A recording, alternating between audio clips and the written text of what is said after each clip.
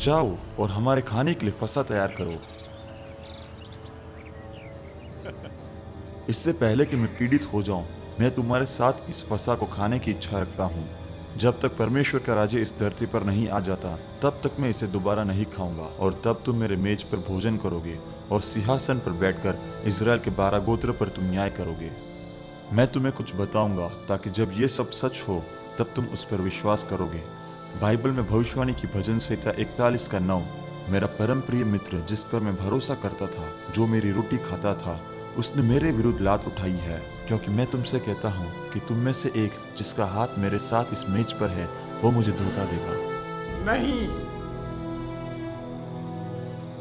ऐसा ही होगा, लेकिन उस आदमी के लिए दुख है जो ऐसा काम करेगा। प्रभु, क्या वो मैं हूँ? मैं आपके साथ विश्वासघात नहीं करना चाहता। प्रभु, वह मैं नहीं हूँ, है ना? स्वामी, मैं आपके साथ कभी भी विश्वासघात नहीं करूंगा। तुम में से एक जिसने मेरे साथ थाली में हाथ डाला है, वही मुझे पकड़ पाएगा। हम सभी ने अपना रोटी थाली में डुबोया है। यूहन्ना फुसफुसाया और यीशु से पूछा, कौन उसे धोखा देगा? यीशु ने कहा, जिसे मैं ये रोटी का टुकड़ा डुबा कर दूंगा, वही है।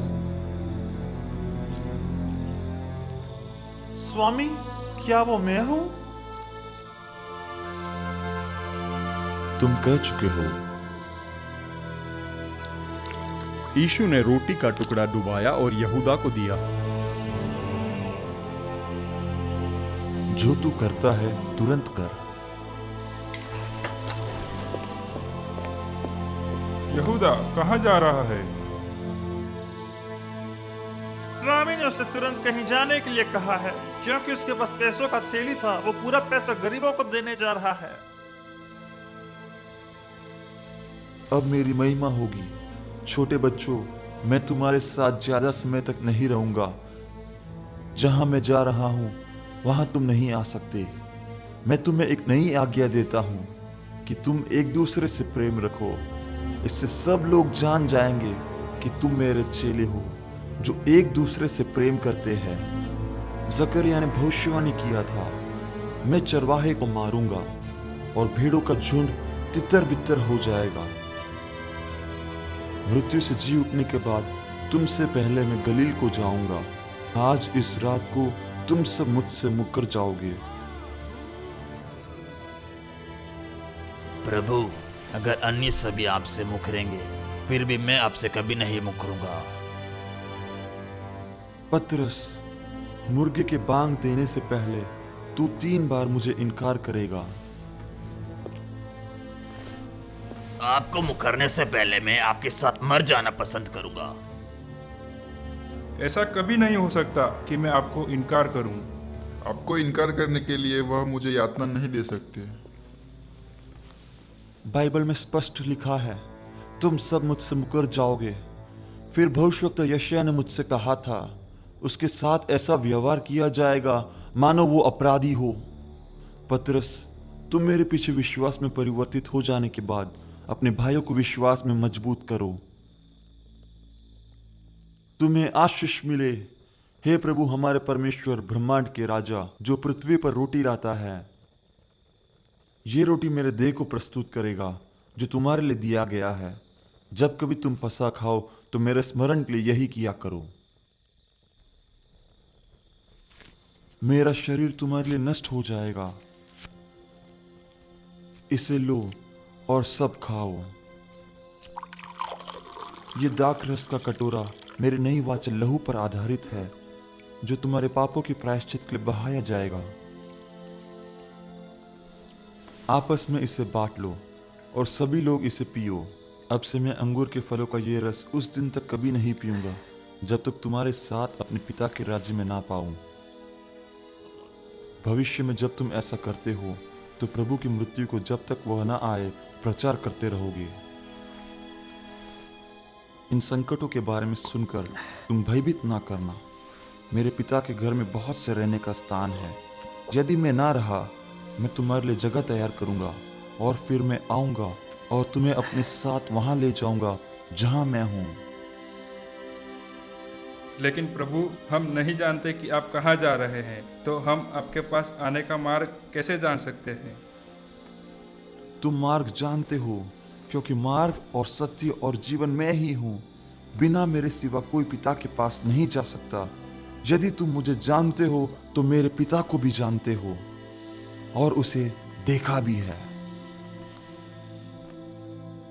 हे स्वामी, पिता को हमें दिखा दे और यही हमारे लिए बहुत है। फिलिप, तुम इतने दिन से मेरे साथ हो और अभी तक तुम मुझे नहीं जानते। यदि तुमने मुझे देखा है तो तुमने पिता को भी देखा है। मैं और पिता एक ही है। मैं तुम्हें अनाथ नहीं छोड़ूंगा। मैं तुम्हारे पास आऊंगा। संसार मुझे नहीं देखेगा, लेकिन मैं पवित्र आत्मा को तुम्हारे पास रहने के लिए और कष्ट मुक्त करने के लिए भेजूंगा। वो तुम में होगा और वह तुम्हें सब बातें सिखाएगा। यदि तुम मुझसे प्रेम करते हो तो मेरी आज्ञाओं को मानो। मैं तुम्हें शांति दूंगा जो संसार नहीं दे सकता। यदि तुम मुझसे प्रेम करते हो तो तुम आनंदित होंगे कि मैं अपने पिता के पास जा रहा हूं। इसके होने से पहले मैंने तुमसे कह दिया है कि जब वो हो जाए तो तुम विश्वास करो। उठो, हम भजन गाए और फिर बगीचे में प्रार्थना करने जाएंगे।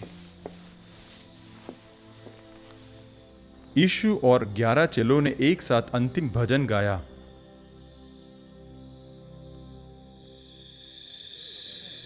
चुपचाप चलो, हम प्रार्थना करने के अपने गुप्त स्थान पर जाएंगे। दुखी मत हो, क्योंकि मैंने कहा है कि थोड़ी देर में मैं तुमसे दूर हो जाऊंगा और फिर थोड़ी देर बाद तुम मुझे फिर से देखोगे। तुम रोओगे, लेकिन तुम्हारा विलाप आनंद के गीत में बदल जाएगा। मैं पिता की ओर से हूं और शीघ्र ही उसके पास वापस चला जाऊंगा। अब आप स्पष्ट बोल रहे हो, हम आप पर विश्वास करते हैं। कि अब तुम विश्वास करते हो? कुछ ही समय में तुम सब मुझे छोड़ दोगे और तितर बितर हो जाओगे। यहीं रहो जब तक मैं वहां जाकर प्रार्थना करता हूं। हे पिता, वो समय आ गया है। आपने जो काम करने के लिए मुझे भेजा था उसे मैंने पूरा किया है, और अब मुझे उस गौरव से महिमा करो जो संसार के बनने से पहले मेरे पास था। मैंने उन्हें आपके बारे में सिखाया है और उन्हें मेरा वचन मिला है। दुनिया उनसे नफरत करेगी क्योंकि उसने मुझसे नफरत की है, क्योंकि मैं उन्हें पाप के बारे में सच्चाई बताता हूँ। वे उस दुनिया के नहीं हैं। मैं आपसे उन्हें दुनिया से निकालने की प्रार्थना नहीं करता, लेकिन आप उन्हें बुराई से बचाए रखें। मैं उन सभी के लिए प्रार्थना करता हूँ जो अपने वचन द्वारा मुझ पर विश्वास करेंगे। मैं ये कहूँगा कि वे भी मेरे साथ हो सकते हैं जैसे मैं आपके साथ हूँ। पिता, हो सकता है कि जैसे आपने मुझसे प्रेम रखा है वैसा ही प्रेम उनमें हो और मैं उनमें। मेरा जी बहुत उदास है, यहां तक कि मेरा प्राण निकल जा रहा है। हे पिता, यदि हो सके तो ये दुख का कटोरा मुझसे दूर हटा ले, जिससे मुझे अवश्य पीना है। फिर भी मेरी नहीं बल्कि आपकी इच्छा पूरी हो। मैं इसे अवश्य पीऊंगा। यीशु दुनिया में पाप सहने आया था, लेकिन जब वह समय आया तो उन्होंने क्रूस की लज्जा को त्याग दिया। इसका मतलब ये था कि उन्हें सभी समय के लोगों के लिए पाप करने के लिए बनाया गया था। हे पिता, यदि हो सके तो इस कटोरे को मुझसे दूर हटा ले। फिर भी मेरी नहीं, आपकी इच्छा पूरी हो। यीशु का पसीना लहू की बड़ी बड़ी बूंदों के समान जमीन पर गिरा। अचानक एक स्वर्गदूत दिखा और यीशु को सामर्थ्य दिया। पवित्र यीशु, तुम्हारे दुख भोगने का समय आ गया है, लेकिन पिता तुम्हारे साथ है। स्वर्ग के समस्त मेजबान तुम्हें संसार के पापों को अपने ऊपर लेते हुए कल देखेंगे।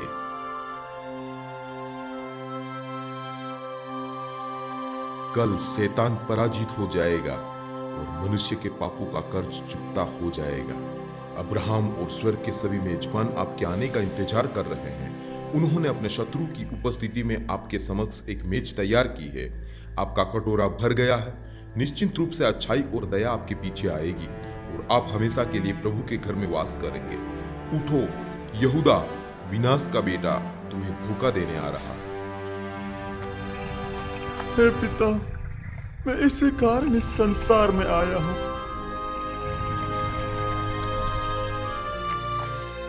तुम सो गए हो?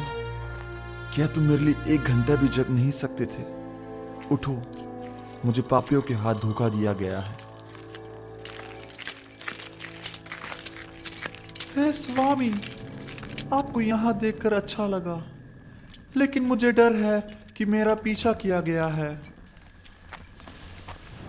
यहूदा, क्या तुम मुझे चूम कर धोखा दोगे? यहूदा, तुम गंदे अत्याचारी! उन्हें भी मार दो यदि वे विरोध करते हैं। रुको, किससे ढूंढ रहे हो? नाजरेत का यीशु। वह मैं हूं। सतर्क रहो, उसके पास बहुत शक्ति है। सिपाही यीशु से भयभीत थे और वह पीछे हटकर भूमि पर गिर पड़े। यह वही है, तुम क्या डर रहे हो? पकड़ो उसे। तुम मेरे स्वामी को नहीं ले जा सकते।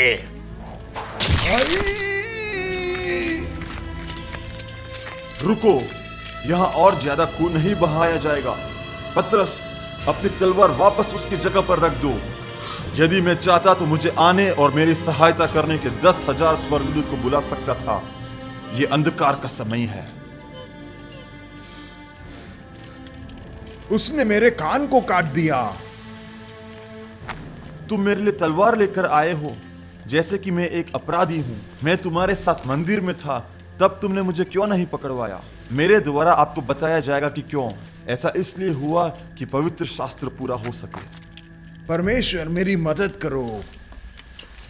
वो नए की तरह अच्छा है। वो मैं ही हूं जिसे तुम चाहते हो। हम कोई विरोध नहीं करेंगे। मुझे ले चलो और उन लोगों को जाने दो। यह चमत्कार है। उसने मेरा कान ठीक कर दिया। उसने मेरा कान ठीक कर दिया। पकड़ो उन्हें, उन सभी को पकड़ो, कोई भी बच के ना जाने पाए। हमें जाने दो। रात में सभी चेले भाग निकले। चलते रहो, लोगों को इसके बारे में पता चलने से पहले हम इसे कहीं दूर ले जाते हैं। वे यीशु को वहां ले गए जहां पुजारियों और गवाहों का समूह एकत्रित था। वे मुझसे कहते हैं कि तुम मसीहा होने का दावा करते हो और कहते हो कि परमेश्वर तुम्हारा पिता है। तुमने कहा है कि तुम इस संसार के नहीं हो, फिर तुम कहाँ के हो? मैंने आराधनालयों और मंदिरों में उपदेश दिया है, गुप्त में कुछ भी नहीं कहा। तुम मुझसे क्यों पूछते हो? उनसे पूछो जो मेरे उपदेश को सुनते थे। वे जानते हैं कि मैंने क्या कहा। उच्च पुजारी को तुम इस प्रकार उत्तर नहीं दे सकते। यदि मैंने बुरा कहा तो फिर उस बुराई की गवाही दो, परंतु मैंने भला कहा तो मुझे क्यों थप्पड़ मारते हो? इस आदमी के विरुद्ध गवाहों को ले आओ। इसने कहा था कि वो मंदिर को नष्ट कर सकता है और अपने हाथों के बिना उसे 3 दिन में फिर से बना सकता है। तुम वहां नहीं थे, मैंने सुना था। वह क्या कहा? वो अपने नष्ट होने वाले शरीर के विषय में बात कर रहा था। नहीं, उसने कहा कि यदि कोई मंदिर को नष्ट करता है तो फिर वह उसे पुनर्रचित करेगा। यह मूर्खतापूर्ण है। कैसे वो अपने शरीर को 3 दिन बाद पुनर्रचित कर सकता है? मैं नहीं जानता कि कैसे वह मंदिर को 3 दिन में ऊपर उठा सकता है। क्या तुम नहीं सुनते हो कि वे लोग तुम्हारे विरुद्ध गवाही दे रहे हैं? तुम अपने आप के लिए कोई उत्तर क्यों नहीं दे रहे हो? यीशु चुप रहा। मूर्ख उत्तर नहीं देते। मैं तुम्हें जीवित परमेश्वर का शपथ देता हूँ कि तुम जीवित परमेश्वर के पुत्र मसीहा हो तो हमसे कह दो। मैं परमेश्वर का पुत्र हूँ। तुम मुझे सर्वशक्तिमान के दैनी और बैठते हुए और आकाश के बादलों में इस संसार में वापस आते देखोगे। अब हमें और गवाहों की जरूरत नहीं है। हमने अपने कानों से इसके बातों को सुना है। परमेश्वर का पुत्र होने का दावा करके इसने परमेश्वर की निंदा की है। यह मृत्यु के योग्य है। उसकी आंखों पर पट्टी बांधो और हम देखेंगे कि वो किस प्रकार का भविष्यवक्ता है। पुजारी ने उसके वस्त्रों को फाड़ा। यह उसके बहुत दुख होने का चिन्ह है। मारो उसे, इसने मंदिर में मेरा व्यापार नष्ट कर दिया था। देखते हैं कि यदि वो भविष्यवाणी कर सकता है। उसे चमत्कार करने दो। उससे फिर से मारो। भविष्यवाणी करो और बताओ तुझे किसने मारा। मैं सोचता था कि तुम भविष्यवक्ता हो। देखो कितना कमजोर है वो। मारो उसे और मारो उसे। अपने घावों को ठीक करो, हमें चमत्कार दिखाओ। इसी बीच मंदिर के बाहर पतरस बहुत दूर से यीशु का पीछा कर रहा था। मैं तुझे जानती हूँ, मैंने तुझे यीशु के साथ देखा था। तुम उसके चेलों में से एक हो, है ना? मैं यीशु को नहीं जानता। मैं सिर्फ देखना चाहता हूँ कि क्या हो रहा है। आज रात मैंने तुझे बगीचे में देखा था। तुम उन्हीं में से एक हो। हे मनुष्य, क्या तुम पागल हो? मैं एक गरीब विनम्र स्वभाव वाला मछुआरा हूँ। मैं उस मनुष्य यीशु को नहीं जानता। हाँ, सचमुच तुम उसके चेलों में से एक हो। कई अवसरों पर मैंने तुझे उसके साथ देखा था। ये स्त्री, मैंने अपने जीवन में इस आदमी को पहले कभी नहीं देखा था। वह मुर्गा थोड़ा जल्दी बांध दे रहा है, ऐसा नहीं लग रहा? वे उसे बाहर ले आ रहे हैं। देखने से ऐसा लग रहा है कि वे उसे बुरी तरह पीटे हैं। वे बोले कि फैसला सुनाने के लिए उससे उपमहासभा में ले जाओ। पाखंडी लोग चाहते हैं कि कोई और उनका गंदा काम करे। कोड़े मारो उसे। पतरस ने मुर्गे का बांग सुना और यीशु की कही हुई बात उसे याद आई कि मुर्गे के बांग देने से पहले वो 3 बार यीशु का इनकार करेगा। वह अपनी कायरता पर शर्मिंदा था। उसे रस्सियों से बने हुए घोड़े से मारो। हे परमेश्वर, मैंने ये क्या किया? मैंने उसे 3 बार इनकार किया जैसे वे बोले थे। ऐसा क्यों हो रहा है? क्यों वो इतना दुख भोग रहा है? जल्दी करो, हम पूरी रात यह नहीं कर सकते। हे पिता, मुझे शक्ति दे। तुम क्या चाहते हो? क्या हमने तेरे स्वामी को पकड़वाने के लिए पर्याप्त पैसा नहीं दिया था? मैंने अपना फैसला बदल दिया है। उसे खोल दो और मैं तुम्हें तुम्हारा पैसा वापस दे दूंगा। ये लहू का पैसा है, अपवित्र। हम इसे नहीं छुएंगे। आज के बाद तुम्हारा स्वामी मर जाएगा। तुम्हें डरने की कोई बात नहीं। हम तुम्हारा उपयोग उसके दूसरे चेलों को पकड़ने में करेंगे। अपना पैसा लो, मुझे ये नहीं चाहिए। मैं अपने पापों के साथ जीवित नहीं रह सकता। मूर्ख बेचारा। मैं इसके साथ जीवित नहीं रह सकता।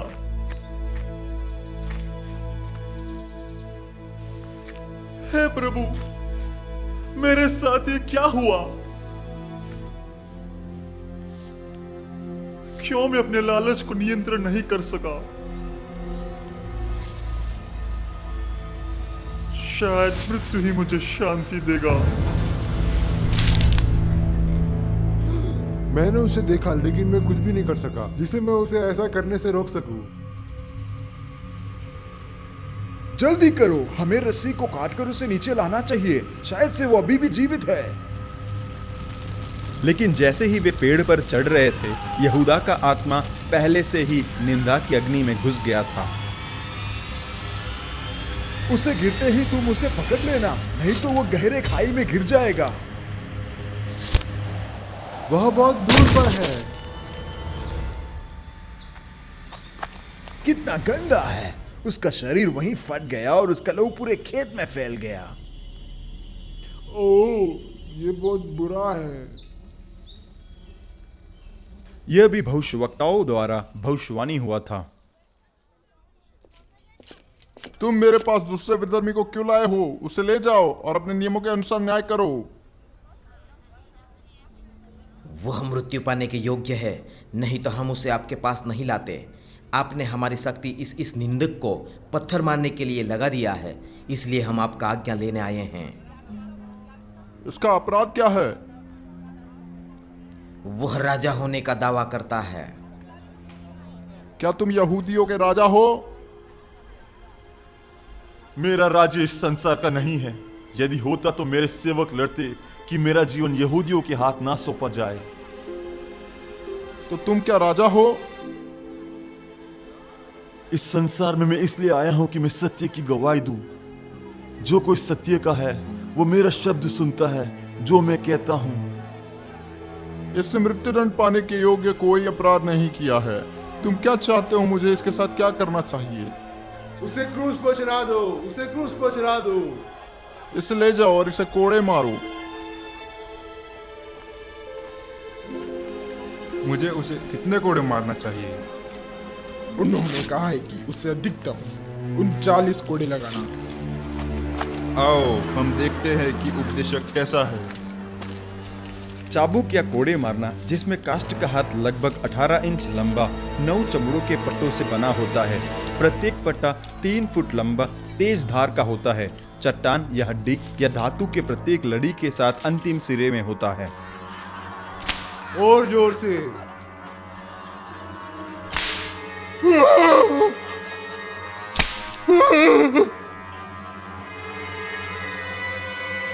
अब उसके मित्र कहाँ है? इसने दया का भीख नहीं मांगा। ये उसे पूरी तरह से मार देगा और हम उसके चमत्कारों को करेंगे। 35, 36, 37, 38, 39। उसकी पीठ कितनी गंदी हो गई है। हाँ, मैं सदैव से राजा को कोड़े मारना चाहता था। वो कहता था कि वो राजा है। इस बैंगनी वस्त्र को उसे पहनाओ। राजा को मुकुट की भी आवश्यकता है। ये एक अच्छा मुकुट बनेगा। आउच! यहाँ अपना राजदंड लो हे महान आत्मा। अच्छी तरह से उसके सिर पर मुकुट पहनाओ। हम आपको पूरी दुनिया का राजा बनाते हैं।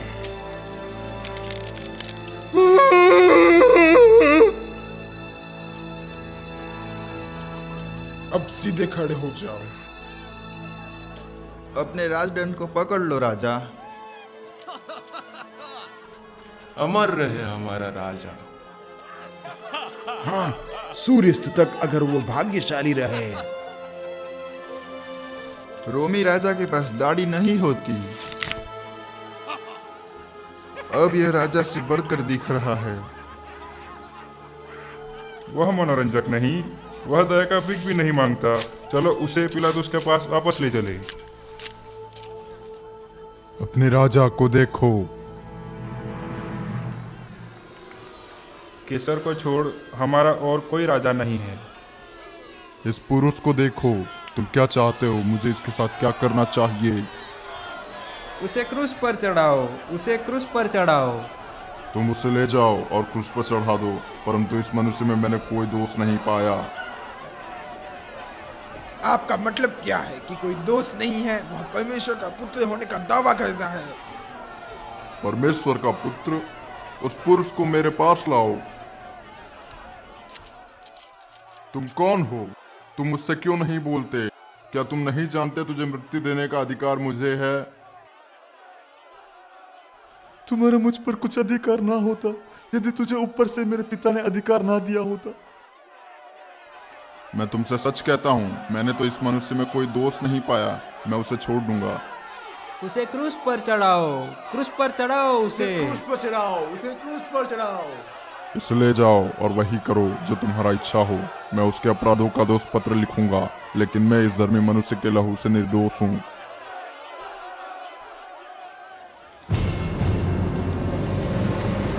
अब कहाँ है तुम्हारे चमत्कार?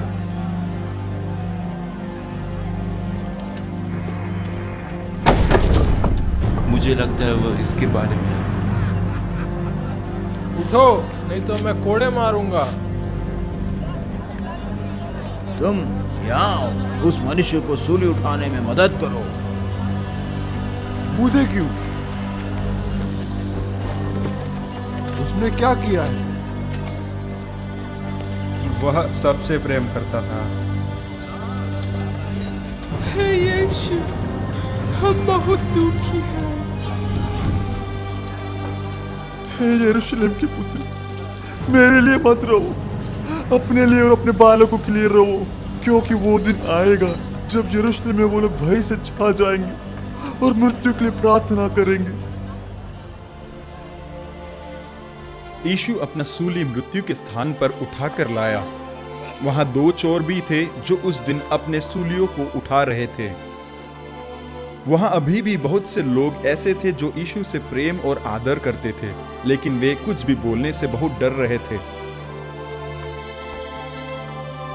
लो, इसे पियो, यह दर्द को कम करेगा। नहीं, मैं अपने पिता की इच्छा अवश्य पूरा करूंगा। अभी भी वह सोचता है कि वहां परमेश्वर का पुत्र है। उसे फैलाओ। हथौड़ा और खीला लाओ। अब उसे कसकर पकड़ो, कुछ और चोटों के साथ वह तड़पेगा। तुम्हें उसे स्थिर रखना है जब तक कि कील हड्डी और लकड़ी के बीच न घुस जाए। नहीं, मेरे पुत्र। तुम क्यों अपेक्षा करते हो कि वो सोचता है कि परमेश्वर का पुत्र है? कुछ पुराने भविष्यवक्ताओं के विषय में कौन जानता है? उन पैरों को अच्छी तरह से कसकर पकड़ो। आमतौर पर हड्डियों के बीच कील जाने के लिए कई प्रहार करने पड़ते हैं। हे मरियम, मुझे विश्वास नहीं होता कि इसे सहन कर सकती हूँ। मैंने कभी नहीं सोचा था कि इस तरह से होगा। तुम मूर्ख हो, खींचो उसे। तुम आलसी मनुष्य हो, मैं थोड़ी बहुत मदद कर सकता हूँ। यूहन्ना, मैं बहुत खुश हूँ कि तुम यहाँ हो। यह बहुत बुरा हुआ है। हम सभी ने उसे छोड़ दिया है। हे पिता, उन्हें क्षमा करना, क्योंकि वे नहीं जानते कि वे क्या कर रहे हैं। उसके कपड़े यहाँ है, मैं इनमें से सिर्फ एक लूंगा। नहीं, तुम नहीं, हम इसका 4 भाग करेंगे। हम इसे नहीं फाड़ सकते, ये सिला हुआ है। हम इसका भाग नहीं कर सकते, यह बुना हुआ है। पवित्र शास्त्र में कहा गया है कि वे एक कपड़े को फाड़ेंगे और दूसरे के लिए जुआ खेलेंगे। सभी ने उसके कपड़े बांट लिए। देखो लियो, तुम्हारे ऊपर रक्त गिर रहा है। इसने औरों को बचाया, अपने आप को नहीं बचा सकता। हे यीशु, तुम कहते थे कि तुम मंदिर को नष्ट कर सकते हो और 3 दिन में फिर से बना सकते हो। अपने आप को तो बचाओ और क्रूस पर से उतर जाओ। हे यीशु मसीह, इस्राएल का राजा, अब क्रूस पर से उतर आए तो हम उस पर विश्वास करेंगे। उसने परमेश्वर पर भरोसा रखा है कि वो उसे छुड़ा लेगा। अब परमेश्वर को उसे छुड़ाने दो। धोखेबाज! यहाँ इसे पियो और यह तुम्हारा दर्द कम करेगा। नहीं, यदि तुम परमेश्वर के पुत्र हो तो तुम अपने आप को यहाँ से नीचे उतारो और हम कुछ रोमियो को मार देंगे। तुम क्यों इस तरह कोसते हो? क्या तुम परमेश्वर से नहीं डरते, यह जानते हुए कि तुम मरने वाले हो? हम तो न्यायानुसार दंड पा रहे हैं, लेकिन यह यीशु है, इसने कोई गलत काम नहीं किया है। यीशु, जब तुम अपने राज्य में आना तो मुझे याद करना। आज ही तुम मेरे साथ स्वर्ग लोक में होगा। योना, तुम मेरी माँ का देखभाल करना। मैं करूंगा। हे यीशु, क्यों? आकाश में रात के समान अंधेरा हो गया था और 3 घंटे तक उस तरह से बना रहा। जब यीशु क्रूस पर लटकाया जाने वाला था, वो अंधकार के समान था। संसार के पाप के लिए यीशु मसीह मर रहा था। मानो जैसे पाप का पूरा भार यीशु पर गिरा हो। यीशु ने पुकार कर कहा, हे मेरे परमेश्वर, हे मेरे परमेश्वर, आपने मुझे क्यों छोड़ दिया? परमेश्वर ने उसे हमारे पापों के लिए बनाया था। हे पिता, मैं अपना प्राण आपको दे रहा हूँ। ओ योना, वो मर रहा है।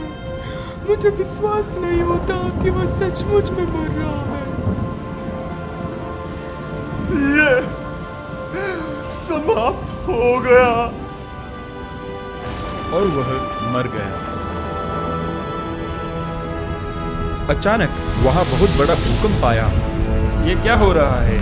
पहले तो आकाश में रात के समान अंधेरा छाया था और अब धरती हिल गई। यही यीशु है, यहूदियों का राजा। वो चमत्कार करने वाला था। अब वह चमत्कार नहीं कर रहा है, वह मर गया है। आकाश में फिर से प्रकाश हो रहा है। ये बहुत ही अनोखा दिन है। हाँ, और ये सब उस पुरुष के मरने के तुरंत बाद हो रहा है। सचमुच यह परमेश्वर का पुत्र था। हमने आदेश दिया था कि उनका टांग तोड़ दी जाए। वे उन्हें मरा हुआ चाहते हैं और सूरज से पहले अपने क्रूसों पर ना रहे। कल उनका एक पवित्र दिन है। अब उसके पैरों को तोड़ने की आवश्यकता नहीं है, वह मर चुका है। क्या तुम्हें मालूम है कि मरने से पहले उसने क्या कहा था? इसने अपने पिता से कहा था कि उसे मारने के लिए हमें क्षमा कर दे।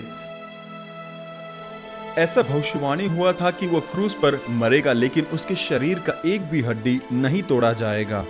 और इस तरह पूरा हुआ।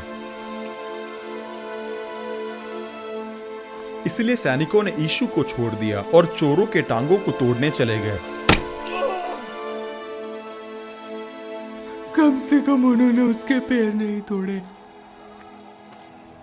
मरियम, मैं देखता हूँ यदि कोई मिल जाए जो उसे दफनाने में मदद कर सके। शब्बात सूर्यास्त के साथ शुरू होता है और अब बहुत देर हो गया है। शव दफनाने में उन्हें अवश्य जल्दी करना चाहिए। यूसुफ एक अमीर आदमी जो 12 शिष्यों में से नहीं था, उसने यीशु को दफनाने के लिए अपनी कब्र खुदवाई। जल्दी ही सब बात होगा। हम उसे अपनी नई कब्र में रखेंगे। यूसुफ, तुम बहुत अच्छे हो। तुम एक अच्छे दोस्त रहे हो।